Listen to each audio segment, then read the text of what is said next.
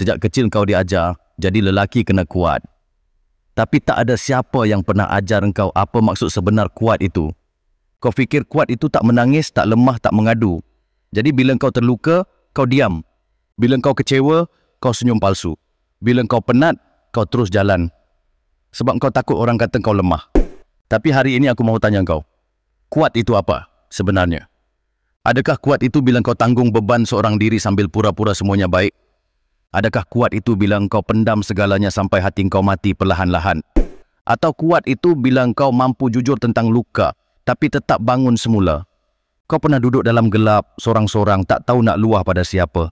Kau pernah rasa macam dunia tak peduli, dan tanggungjawab atas bahu makin berat. Dan waktu itu, tiada siapa puji kau sebagai kuat. Tapi kau tetap bangun pagi esoknya.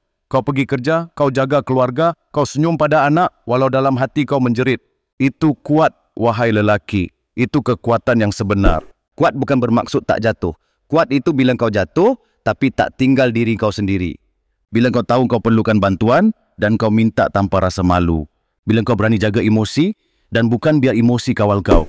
Jadi sekarang, kau ada dua pilihan. Terus hidup ikut standard orang yang tak faham jiwa lelaki sebenar, atau mula jadi lelaki yang kuat dengan cara yang sebenar. Bukan dengan membatu hati, tapi dengan menjaga jiwa. Dunia tak perlukan lelaki yang berpura-pura kuat. Dunia perlukan lelaki yang berani jadi diri sendiri, jujur tentang luka dan tetap bangun semula.